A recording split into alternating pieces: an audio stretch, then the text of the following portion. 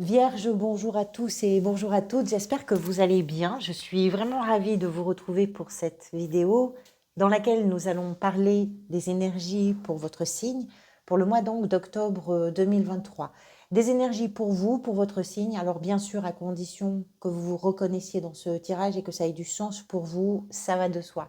Merci en tout cas d'être là et je suis très heureuse de partager ce moment avec vous. Alors, on va parler d'abord des arcanes majeurs. Vous avez le chariot.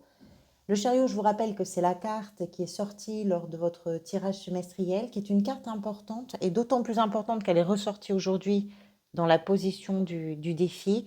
Mais elle est importante parce qu'elle nous donne une indication sur peut-être une énergie ressource pour vous, une énergie dominante ou des objectifs. On va voir ça. Et vous l'avez en défi.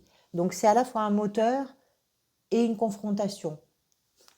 Vous avez en arcane majeure le pendu ici dans l'état d'esprit. Vous avez la grande prêtresse dans la position de ce qui s'est peut-être passé pour vous avant ce mois d'octobre. Le chariot, on l'a vu. Et en fin de mois, pardon, je regardais ça, en fin de mois, le fou. Très belle énergie, le fou. Ensuite, des coupes, des deniers, des épées. On n'a pas de bâton, mais il y a de l'action quand même. Voyons, Vierge. Vous aviez au mois de septembre l'étoile, d'accord. Le chariot pour le mois d'octobre, vous allez vers un ermite et un soleil. Très très bien. L'étoile du mois de septembre nous explique qu'il y a peut-être eu une situation, une relation, un contexte dans lequel vous avez projeté un espoir ou plusieurs espoirs. Souvent, l'étoile représente ça, c'est-à-dire que sur une période qui est un peu complexe, qui peut être un peu pesante, un peu confuse, un peu lourde, on ne voit pas très bien ce qui se passe, pourquoi on en est là, etc. Tout d'un coup, il y a une petite lumière qui s'allume et ça, c'est un véritable, ça agit comme un vrai moteur, c'est un carburant, c'est quelque chose qui nous permet d'avancer. Même si tout n'est pas idéal, on sait qu'on va vers des lendemains meilleurs, on se sent guidé, on se sent porté, on se sent vraiment euh, je dirais que ça génère et ça crée un enthousiasme à l'intérieur de soi qui est formidable.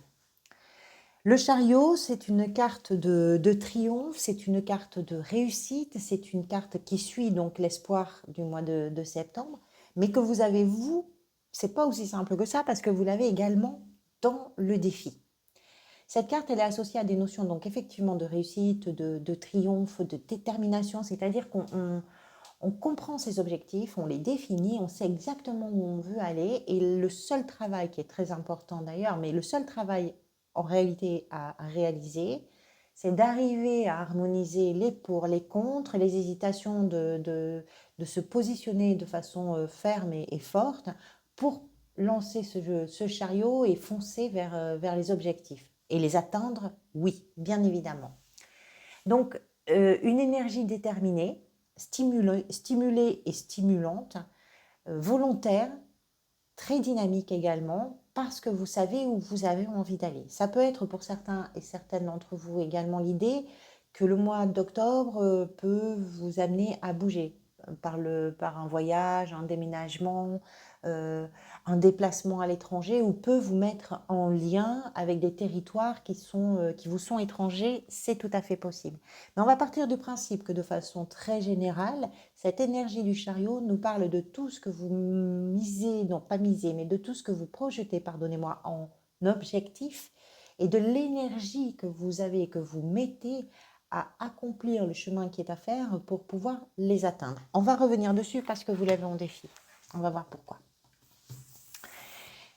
L'état d'esprit pour vous est au pendu avec la 8 de coupe. Alors c'est très surprenant parce que ici, on a tout le mouvement et la dynamique, et le pendu, on a tout l'aspect figé de quelque chose.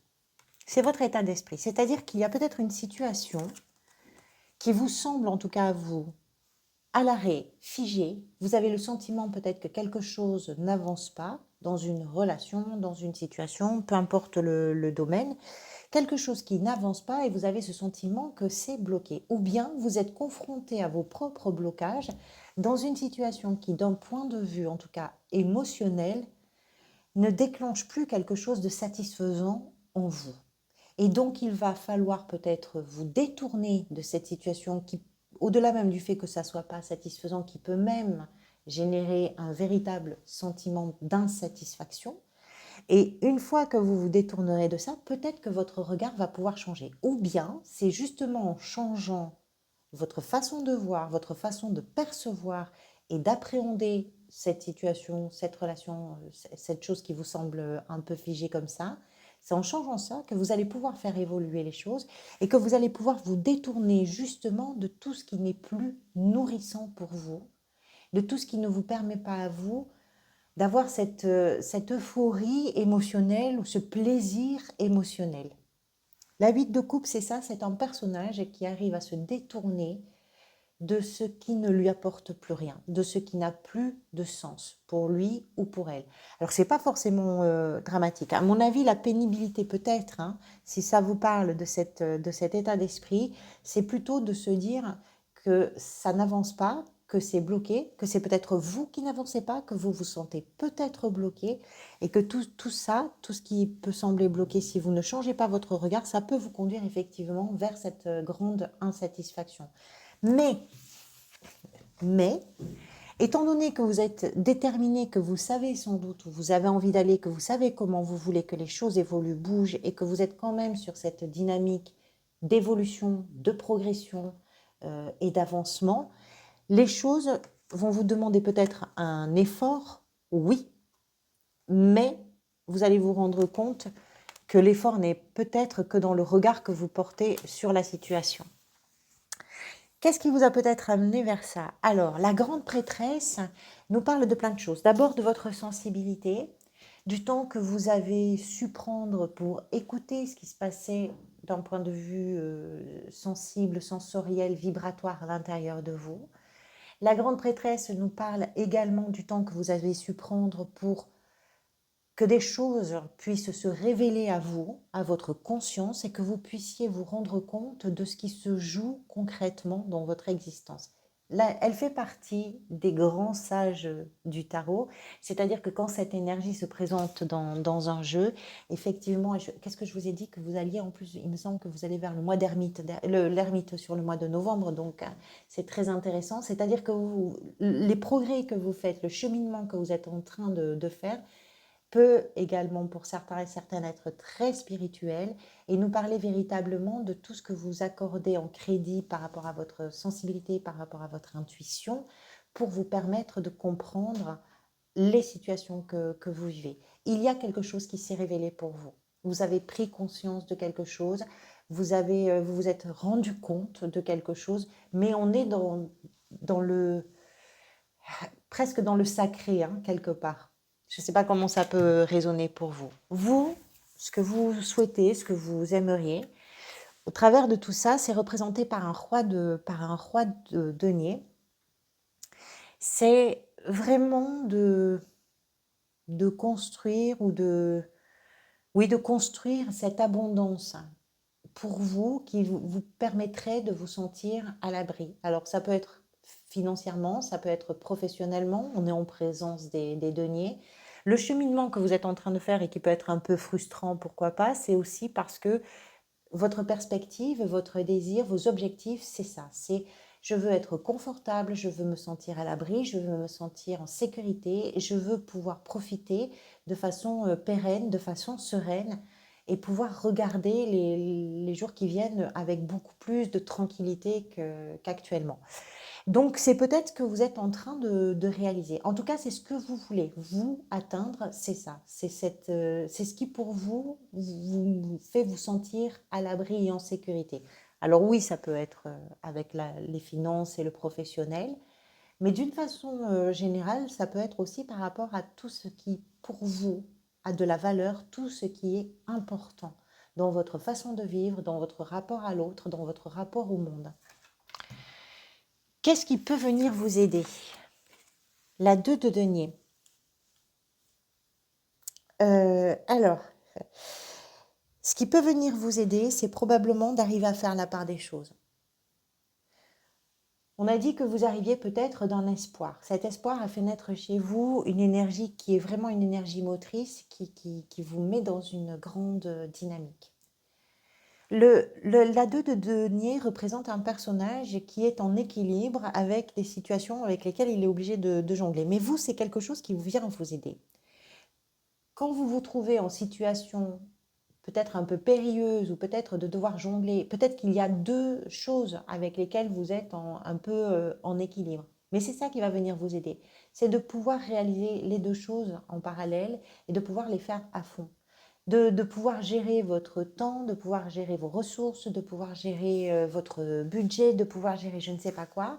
En tout cas, ce qui incombe, on va dire, à vos responsabilités, de pouvoir le gérer, de pouvoir faire la part des choses pour vous permettre justement de ne pas vous sentir en équilibre, mais d'arriver à avancer avec la tranquillité.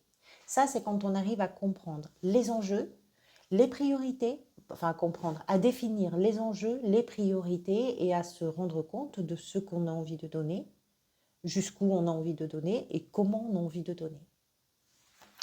Une fois que vous faites le point, c'est ça qui vous permet d'avancer et qui vient vous aider.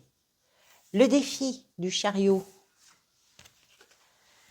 eh bien c'est de rester focalisé, c'est de ne pas vous perdre à droite, à gauche, etc. C'est d'arriver à tordre un peu le cou à vos hésitations, c'est d'arriver à vous rassembler dans une seule direction, parce que si vous partez, c'est très intéressant parce qu'ici on a l'idée que ça jongle un petit peu, mais que c'est en déterminant les enjeux et les priorités que ça vous permet d'avancer, effectivement. On le retrouve dans le défi forcément, c'est-à-dire que si vous jonglez entre des situations dans lesquelles vous avez le sentiment d'être coincé et qu'en même temps vous sentez que c'est frustrant, mais qu'en même temps vous savez des choses maintenant et que vous êtes super motivé pour faire quelque chose, ne vous perdez pas en cours de route. Définissez bien la direction que vous voulez prendre. C'est ça votre défi. Quelle est la direction que vous voulez prendre? Une fois que vous l'avez posée, ça va probablement pouvoir bouger. Dans la sphère professionnelle, le cavalier d'épée. Alors là, vous avez deux figures d'épée magnifiques. Dans la sphère professionnelle, la communication est très importante, le partage, et on sent que dans cette communication qui peut utiliser des médias qui vont très vite, Internet, etc., parce qu'on est en présence des épées, vous avez une façon très claire de voir les choses, de les comprendre, de les verbaliser, etc. Alors, parfois, ça va un peu trop vite avec ce cavalier parce qu'il a... Par contre, il s'exprime tellement vite, les choses sont tellement claires pour lui ou pour elle, que dans la communication, il peut y avoir une forme de brutalité. Professionnellement, il nous indique que vous êtes très motivé, que vous êtes très lucide, que vous arrivez à communiquer quand même parfaitement et que vous avez plutôt cette énergie d'aller vraiment au bout des choses. Donc professionnellement, quelle que soit votre situation, que vous soyez dans une activité, que vous soyez à la recherche d'un emploi, que vous soyez dans une gestion de votre quotidien, vous ne lâchez rien, vous tenez bon et vous êtes vraiment déterminé à aller au bout des choses. Si on prend ça, si par exemple on se dit que professionnellement il y a une insatisfaction parce qu'il vous semble qu'il y a une situation qui est un peu bloquée, pour vous permettre de créer cette forme d'abondance représentée ici par le roi de denier, et que vous avez le sentiment que c'est un peu, qu'est-ce que je dois faire entre ces deux options, laquelle je dois privilégier, etc. Une fois que vous mettez tout ça au clair, ça va avancer très vite, parce qu'il y a une notion de rapidité d'avancement, avec un cavalier d'épée, ça fonce vraiment. Ça fonce pour aller vraiment quelque part. Hein. C'est pas une impasse. Dans la sphère sentimentale, ce roi d'épée peut représenter évidemment plein de choses. D'abord, il peut représenter quelqu'un dans votre entourage, un homme ou une femme, peu importe, qui pourrait être d'un signe d'air. Les signes d'air, ce sont les Verseaux, ce sont les Gémeaux et ce sont les Balances. Si c'est le cas, c'est quelqu'un qui va avoir une bienveillance pour vous, qui va vous permettre là également de pouvoir communiquer, de pouvoir analyser ce que vous êtes en train de vivre, qui va vraiment C'est un expert, un roi d'épée, c'est quelqu'un qui est expert. On n'est pas dans l'émotion, on n'est pas, ça ne veut pas dire que c'est pas doux, hein, mais c'est pas quelqu'un qui est dans l'émotion, c'est pas du tout ça, c'est pas comme ça qu'il se présente. C'est quelqu'un qui analyse avec beaucoup d'intelligence, avec beaucoup de recul, qui s'exprime très clairement, qui va aussi droit au but dans son expression, mais qui attend également en retour que ça soit droit, que ce soit carré. Il n'a pas de temps à perdre, ce roi. Si c'est votre énergie à vous, soit vous n'êtes pas forcément préoccupé par la sphère sentimentale et relationnelle. Ça ne veut pas dire que vous n'avez pas de sentiments ou d'émotions, ça veut simplement dire que là, ce qui est important pour vous, c'est de vous consacrer à ce qui retient votre attention dans des domaines où il faut comprendre ce qui se passe, analyser, prendre des bonnes décisions, trancher, etc. Ou bien c'est effectivement votre propre énergie ou dans vos relations, ou peut-être dans une relation en particulier, vous êtes à la recherche d'une grande clarté. Vous avez besoin de parler des choses de façon franche, de façon très claire, de poser les choses telles qu'elles sont, et en fonction de ce qui se dit, en fonction de ce qui s'échange, et dans cette vérité-là, de pouvoir avancer. Le roi et la reine d'épée sont des personnages qui sont très indépendants et très autonomes. Parfois, on dit qu'ils représentent les personnes qui sont veuves ou veufs, divorcées, séparées, etc. Donc, ça peut nous parler aussi de l'indépendance ou d'un choix d'indépendance que vous pouvez avoir dans vos relations, ou de cette expérience de l'indépendance et de l'autonomie que vous faites dans vos relations de façon assez mature finalement. Mais ça ne veut pas dire être seul. On peut tout à fait vivre une histoire d'amour, mais dans cette histoire d'amour, s'épanouir aussi de façon totalement indépendante et autonome. Qu'est-ce qui se joue peut-être pour vous sur cette scène du mois d'octobre? C'est représenté par la 8 de denier. Ce qui se joue pour vous, c'est le travail que vous êtes capable de réaliser sur vous-même, à mon avis. C'est-à-dire que dans la difficulté, ou pas forcément difficulté, mais dans les blocages, quand vous vous trouvez confronté à des situations où vous avez pourtant, vous, toute l'énergie, la détermination, etc., mais que ça semble ne pas du tout bouger, comment vous changez votre regard sur vous et comment vous travaillez sur vous-même pour que ça bouge concrètement. Vous êtes la clé. Vous êtes la clé, à condition de faire ce travail sur vous. Ce personnage, on le voit, très concentré, méticuleux et déterminé à améliorer quelque chose. L'amélioration, c'est là aussi une question d'autonomie, c'est là aussi une question d'indépendance. C'est peut-être aussi pour cette sécurité ou ce confort ou ce qui pour vous s'apparente à ça. Il y a une fierté à y parvenir.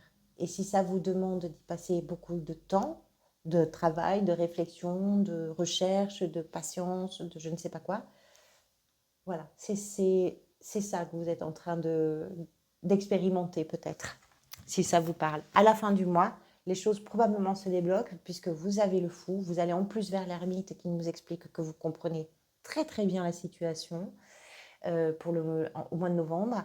Le fou, c'est le début. Vraiment, le principe du commencement, c'est le début, c'est l'arcane zéro. Vous entrez dans une nouvelle ère, vous entrez dans un nouveau chapitre, vous faites des premiers pas vers cette énergie libre, enthousiaste, joyeuse, intrépide aussi, qui est représentée par le fou. Quelque chose commence de je pense vraiment que une fois que vous avez réglé le conflit que vous avez avec vous-même, avec votre motivation et vos hésitations,